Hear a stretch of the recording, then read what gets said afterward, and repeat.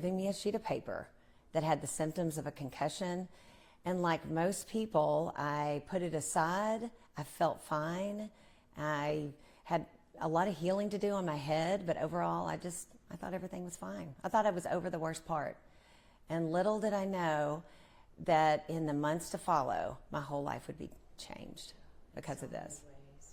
Okay, so let's talk about the first time something was awry. Did anybody in your family notice? Were you acting differently? What was going on with you where cognitively your brain had not fully healed and it was making you feel and act differently? I would say the first time I felt off, is the best way I can describe it, was about 2.5 months after I fell.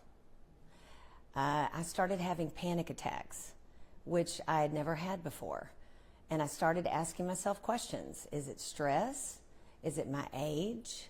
Am I just having a nervous breakdown that our mom would always say? But I didn't have an answer. My family, they're worried about me. I went to the hospital multiple times during the course of healing. And when you're over 50 and you are smothered with anxiety, you think you're having a heart attack. You freeze, parts of your body go numb. It was very, very scary. And then I'm trying to hide it from my son, who was 13 at the time. And it's really just, it's just a debilitating experience. And then after that, I started feeling physical manifestations to my body. I started myself feeling behavioral changes, but I didn't think anything was wrong with me. I just didn't understand inside myself what was going on. Yeah. Okay, so at what point did you, so you went to the hospital several times, you said asking for questions about this. So is in the next thing, when you get pulled over, is that the next big problem for you as far as the brain injury is concerned? That's a good question. I kept having, so I knew I wasn't myself, but I didn't understand at all why I was experiencing that. At one point, I followed my close friend's advice, my family. I went to Florida to this facility. It was a behavioral facility. And at some point, I can remember the head of that facility calling my parents and saying, there's nothing more we can do with her. We've tried everything. We can't really figure out exactly why a 52-year-old woman having no history of mental illness or mental health issues, either as a teenager or even with a family history, is exhibiting these signs. A lot of high but no lows. So it was very perplexing. So I kept asking myself answers while still trying to do the things I normally do. But the problem about a brain injury is you can't see it. It's not physical. It's not like a broken arm. You can be walking, talking, trying to do your daily life, but you're not doing anything the same. So just to make sure I understand, so before all that, the drama in your life happened, you actually went to Florida trying to find answers of why you felt differently. And nobody ever questioned about your head injury or ever put the two and two together with that, or they did? No, and this is why I wanted to do this. Yeah, because the hardest thing about a brain injury is you're operating in silence. And everybody puts a label on it that they think that it's mental health. They make assumptions, and you end up going to psychiatrists. And here's the thing, even if it was mental illness, I would embrace it. I just wanted an answer. So did my family. So did my close friends. Trying to figure out interpersonally with my staff, with my close friends and family, why I was acting so different. Mm-hmm. Okay, so then you get pulled over. What do you remember about that? So when I got pulled over, it was about 6 weeks after I'd come back from Florida. I was on very heavy medication. It was numbing. I found out from another doctor who said, why are you on that medication? I'd never been on it before. So I just stopped taking it. I didn't slowly get off of it. I just stopped taking it. Next thing you know, on a Monday, I dressed for work. I got in the car and I just started driving in circles all day.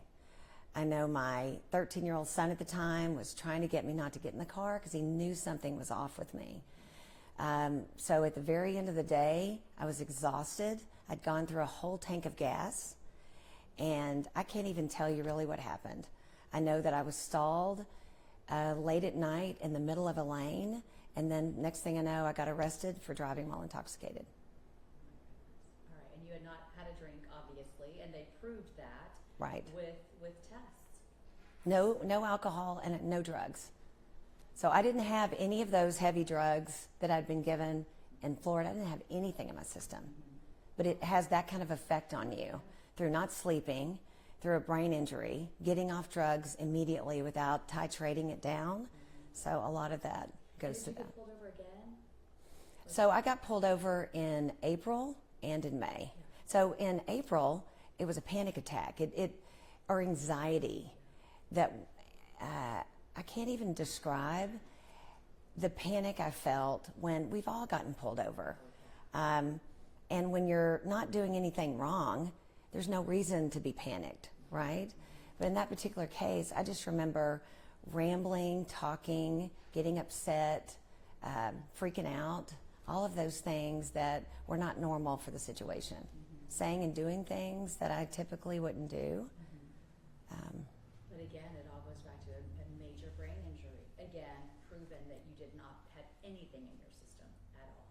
No, nothing in my system. And thank goodness for those tests, right? So that people can't question you. It's black and white. There was nothing in your system. So how infuriating is it for you now? For you to be dragged through the mud, for your reputation to be put on the line for something you didn't even do, and it was for a horrifying injury. The hardest part about it is once I finally got the proper diagnosis, once the psychiatrist at a well-known institution in Tucson, Arizona, started asking the questions about chronology, and that the way I was acting did not make sense to him from a mental health situation. He sent me off to a world-renowned neurologist there in Arizona, and through multiple tests, she finally gave me the correct diagnosis. But when I got that diagnosis, I felt relief, but I also felt so much grief because I'd been walking and operating with a brain injury that I had no idea was there. And unfortunately, people seize on an opportunity to expose instead of trying to ask questions of why. You know, I've been in public service all my life. My whole adult life has been devoted to public service.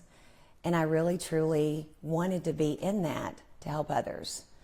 And so in those moments, you feel so small, you feel so insignificant, and you really don't know if you're going to come out on the other side.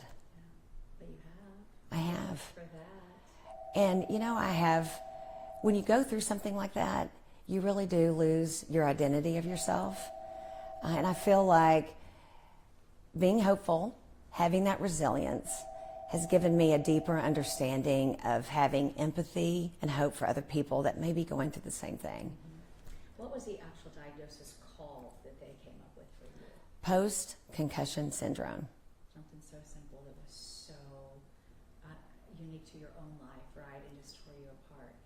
Did anybody ever say those words to you when they told you that you had suffered a severe concussion or that could be a risk? That's an interesting story. I know you said you had that paper. I was wondering if, I mean, whoever reads the discharge papers, right? But Right. Were there any warnings that you know of? No, and I all that time, I think everyone wanted to just pinpoint that it was a mental health issue. You need to put her in a hospital, let them figure it out, send her to a place in another state, let them figure it out. But you know who ended up figuring it out? I went to a wonderful place in Tucson, and all I did was walk. I walked all the time, trying to figure out what was wrong with me. And I was walking one day with this friend that I'd met, who is actually a United States diplomat. So as I'm walking with her, I said, people keep trying to figure out, is it a childhood trauma? Is it something in your past that caused you to react this way? But everyone was at a loss. So as I described my symptoms to her, she said, wait a minute, that's what I've been going through. You've got post-concussion syndrome. I was like, what's that? I've never heard of that. No doctor has ever even told me that that's even a thing. She said, you need to demand this place to send